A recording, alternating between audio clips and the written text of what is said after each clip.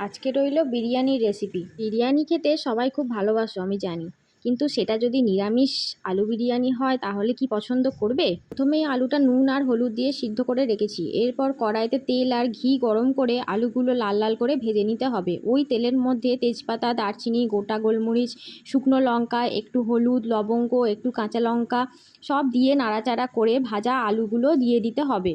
এরপর গোলাপ জল, কেওড়া জল আর বিরিয়ানি মশলা দিয়ে আলুগুলো নাড়াচাড়া করে নামিয়ে নিতে হবে।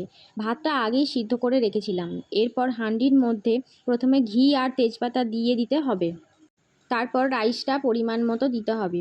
এরপর একে একে রাইসের ওপর নুন, চিনি, ঘি, বিরিয়ানি মশলা, গোলাপ জল, কেওড়া জল সব কিছু দিয়ে দিতে হবে। ঘিটা অবশ্যই ভালো হলে ভালো হয়।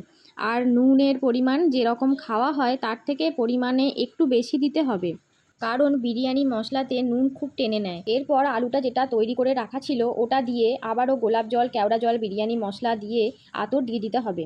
তারপর এইভাবেই আবারও একইভাবে আবার রাইস দিয়ে নেক্সট ধাপ রেডি করতে হবে।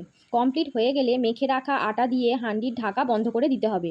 কড়াইতে জল গরম বসিয়ে দিয়ে হাঁড়িটা ওর ওপর বসাতে হবে। মিডিয়াম আঁচে 45 মিনিট হতে দিতে হবে। তাহলেই রেডি নিরামিষ আলু বিরিয়ানি। নিরামিষ হলেও এর স্বাদ কিন্তু দারুণ, ট্রাই করে দেখতে পারো।